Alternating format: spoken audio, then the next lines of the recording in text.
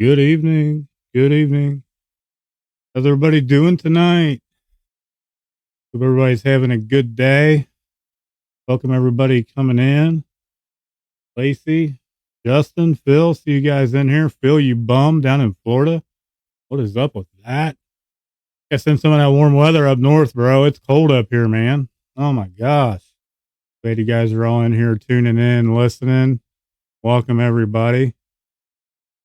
I don't know if you guys seen the title when it popped up, Self Will Run Riot, what that means to you guys. Of course, I am going to go over the just for today first, as I usually do. I like reading that reading. It's always impactful. Addiction's addiction, alcohol, drugs, whatever it may be. So if drugs aren't your DOC and alcohol is, just replace it. Remain open minded and willing, right? That's what I always try to say. So I'm going to bring up the JFT real quick and go over it with you guys. I'm going to transition it over here as soon as I get my trusty screen set up and read it. Right. You guys should be able to see it now. February 6th, 2022. I can't. We can. I don't know how many times I've said it's, a we program and not an I program. And running on self will. These two topics I have tonight, they really go hand in hand. As we had convinced ourselves that we could make it alone and proceeded to live life on that basis. Running on that self will and that stinking thinking that I know I struggle from. It says the results were disastrous, and in the end, each of us had to admit that self sufficiency was a lie. We were lying to ourselves, guys. I was lying to myself for decades. I don't know about y'all. Says I can't, but we can. This simple but profound truth applies initially to the first needs of, says NA. This applies to really any A fellowship you may belong to. Together, we can stay clean, sober, but we can isolate ourselves when we're in bad company. To recover, we need the support of other addicts, other alcoholics, like-minded people, people that love and understand us. It's the therapeutic value of one person, one addict, one alcoholic helping another. It's without parallel, guys. It really is. The self-sufficiency impedes more than just our ability to stay clean with or without drugs. Living on self-will inevitably it leads to disaster. Man, I know when I run on self-will, and I know a lot of you guys can relate to this, I break out in handcuffs. I mean, it's just that simple. I break out in handcuffs 10 times out of 10. I get myself in trouble. Character defects just blow up. I struggle with control. And, it's I want when I want when I want an attitude. We talked about this last night. As we depend on other people for everything from goods and services to love and companionship. Yet self will puts us in constant conflict with those very people, the very people that are trying to reach out and help us, lending a hand. Um, these same people we screw over time and time again in active addiction. I, this hits me in the gut because I'm so guilty of that.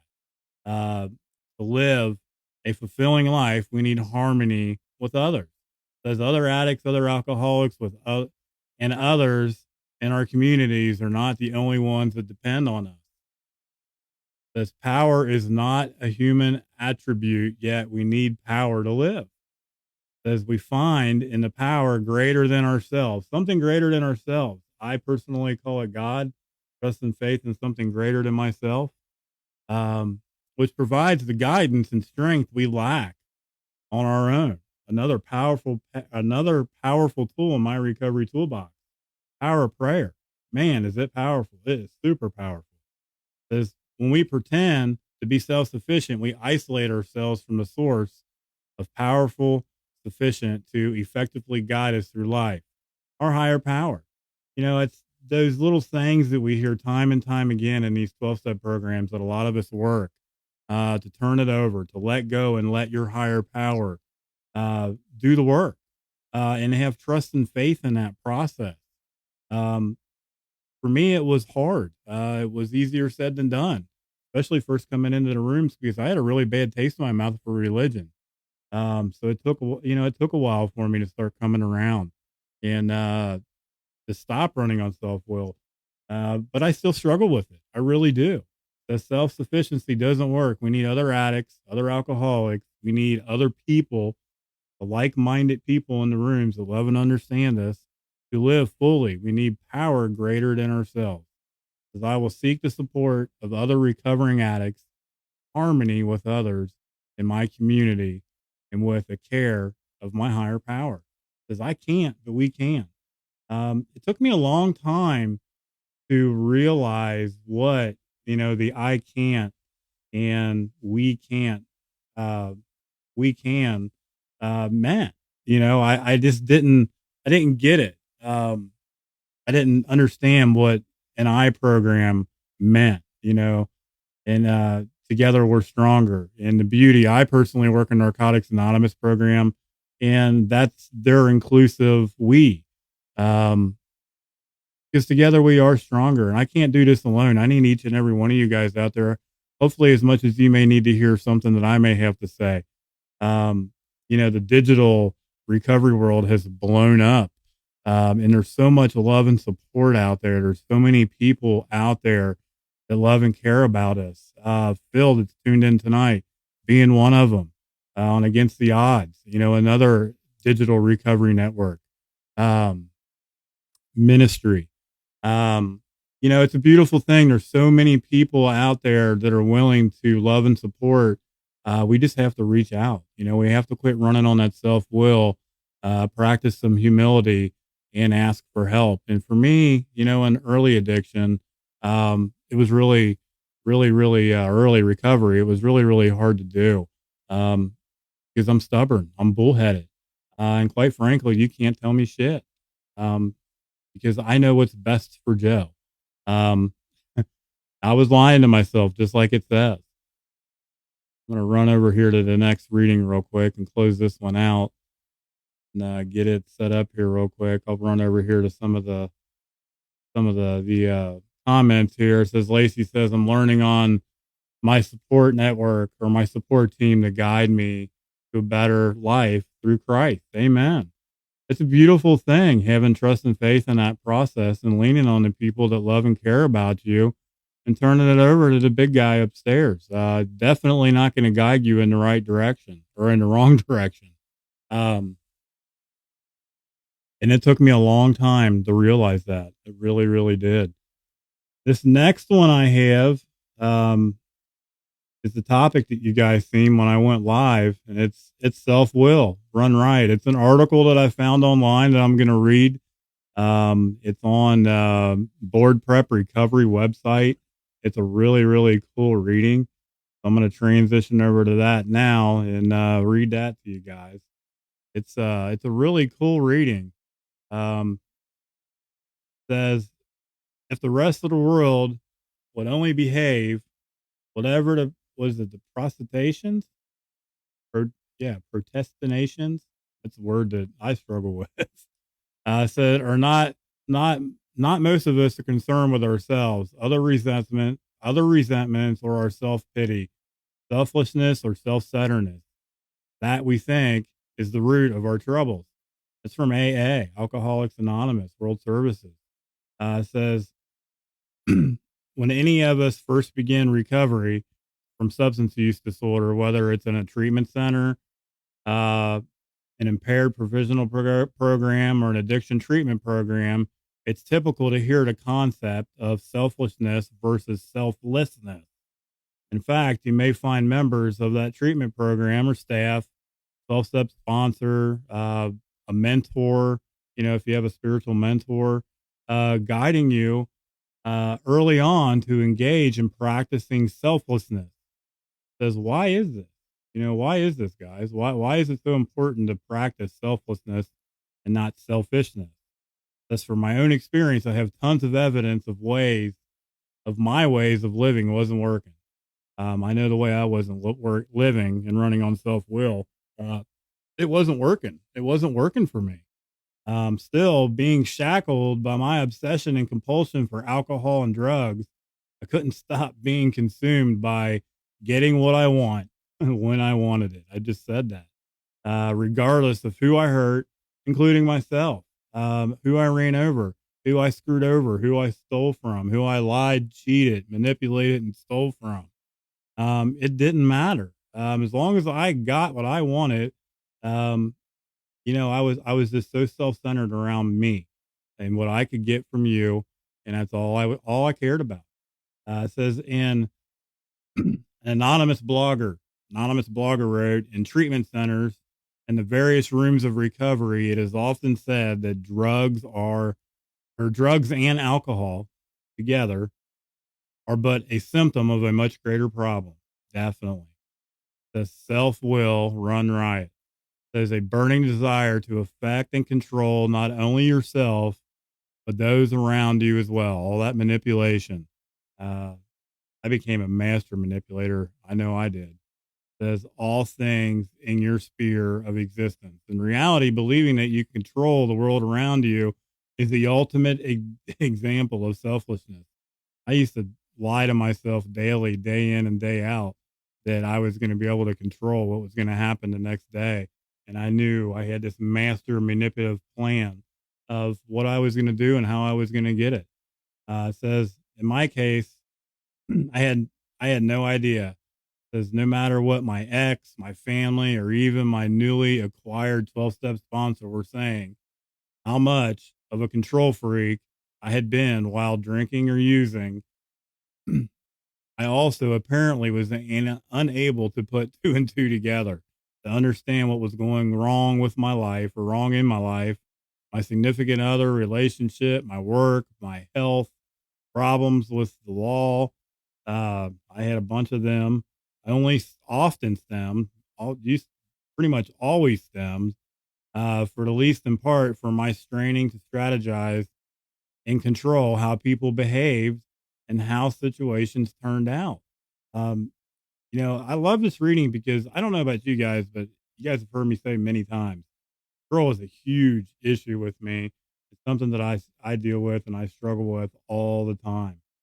See my sponsors in there now. I can see him popping up on chat, and he's probably sitting back laughing right now, hitting his grumpy old bastard saying, yeah, there's my sponsee that struggles with control. I do, man. I do all the time.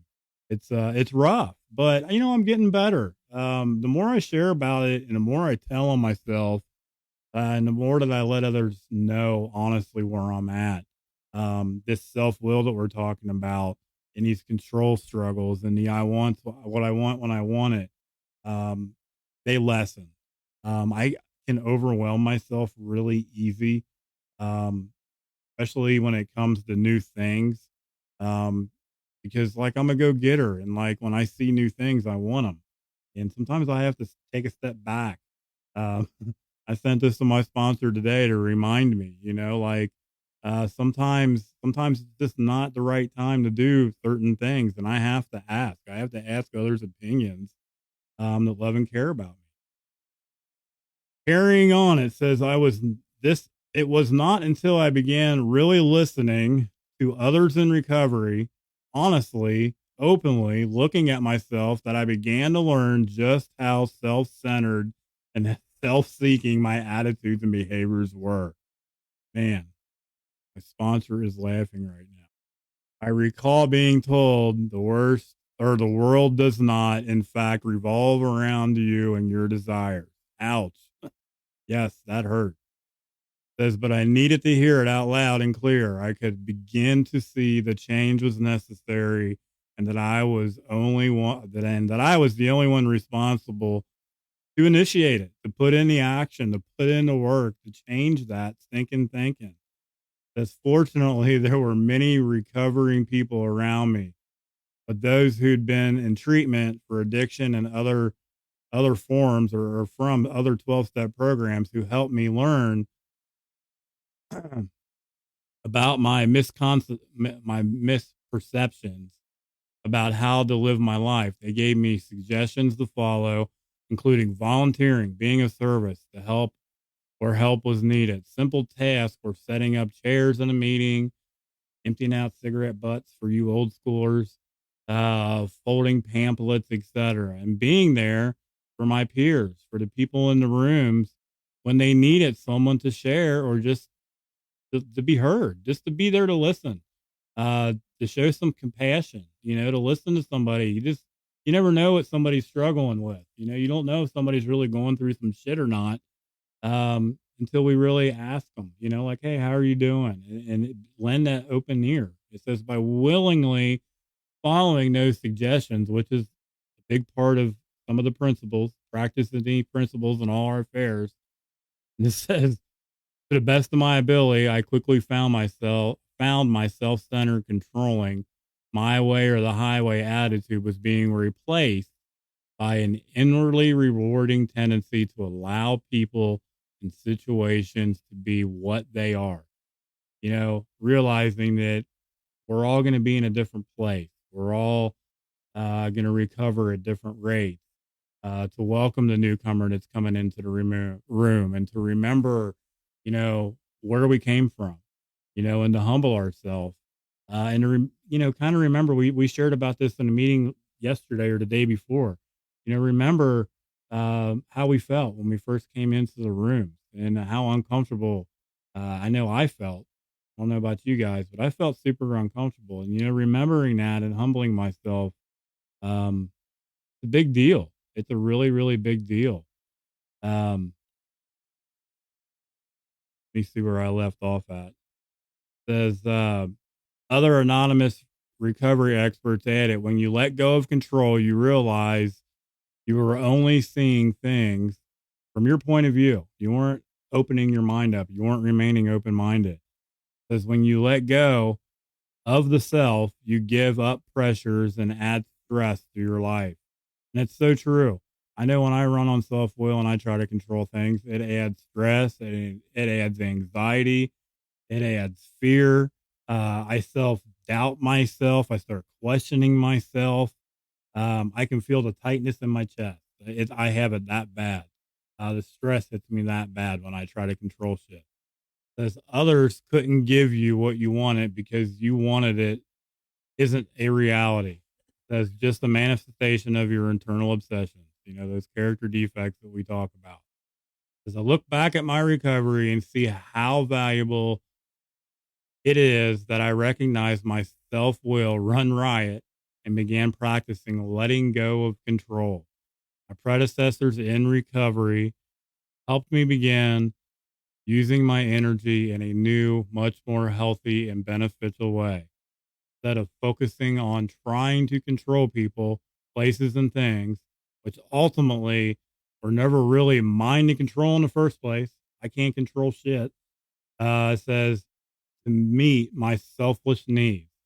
I found myself living more and more with a mind to serve the needs of others, being of service, practicing step 12, allowing them to be who they are. And it says allowing them to be who they are and do what they do. As a result, being okay with that, being okay with the other people making shitty choices and decisions. Something easier said than done, but ultimately I can't control it. None of us can control it. As a result of my living with life with a lot more peace in my heart, which is a priceless gift, I want to continue growing stronger. So I'll keep practicing letting go and letting God one day at a time. So I'll keep practicing letting go and letting God one day at a time. Yes, I repeated that for a reason because I think that's really important to remember and to hear and to tell ourselves time and time and time again, because it's something that I need to tell myself and wake up to daily, day in and day out. I have to surrender daily. I have to wake up every day and surrender. Every day is a new day. There's a new day for opportunity. There's a new day for growth. And I have to remain open minded and willing daily, day in and day out, and practice the principles in all my affairs. and just try to be a better person day in and day out, no matter what. You don't pick up, you don't use, you don't drink. It says it right there on my right below my head over here. It's over here. Yeah, everything's reversed. So never give up, never give up, never give in to that disease. We have to surrender daily. Um, a good reading, man. It's a really, really good reading. It's just something that I struggle with, and I like to share on some of the topics that I personally struggle with. I know I'm not the only one out there that struggles with control, mental health issues, and running on self will. It's a battle daily, guys. That's why it's so important to remain vigilant and to share open and honest. When we're having good days, share about them. When we're having bad days, we share about them. Uh, Lacey says the devil is on me today. I don't know which if you work a program or what kind of tools you have in your recovery toolbox, but my recommendation is to share, to talk about it. Reach out to someone that you love and care about, that loves and cares about you equally, that may be in recovery, that can help you, that can give you good solid advice. Your sponsor, a mentor, jump into a virtual Zoom meeting. The virtual community is huge. There's absolutely no excuse why anyone uh, cannot get into a meeting 24 hours a day and reach out and share, because there are literally AA, NA, CA, 24-hour rooms daily, day in and day out. I used to use the excuse of not being able to go to an in person meeting. I would make up every excuse in the world not to go. And a little harder to do now today, with the virtual world and the way things have changed in the recovery world. Absolutely. Phil prayed for you today. Phil's a good guy. I like what he's doing. And I don't like that he's down in Florida right now. I mentioned that earlier. But he was in Tennessee. He was actually not too far from my sponsor the other day when he went live. Um, Probably about an hour away, somewhere that we are going to visit in our near future. I want to thank each and every one of you guys for tuning in, for coming on tonight. I appreciate you guys listening to the stream, listening to my long-winded share tonight. But it was a good, I felt, important reading. Um, that website called Board Prep Recovery. There's a lot of really, really good topics on that website. If you guys have time, check them out. Boardpreprecovery.com. There's a lot of really good info on there, and they touch on a lot of topics. It's not specific to AA or NA or CA. It's just addiction and recovery and mental health. It's really, really good site to check out. What day is that going to be? The 18th. Zach R. I'm going to plug this real quick. Zach R. 8 p.m. Unfiltered. He's going to share his experience, strength, and hope. Zach's out of California. You guys aren't going to want to miss this. I'm telling you, Zach has a wild story from active addiction to recovery. I've known Zach for quite some time now. He'll be celebrating a little over 2 years. I will be celebrating my 18 months here shortly in a few days. So it's going to be a party. We're just going to have a good time. Zach's going to tell an amazing story. You guys don't want to miss it. It's on the 18th. It's coming up at 8 p.m. I've got flyers flying everywhere. If you haven't liked them, please like them, or, set it up for an announcement so you don't miss it.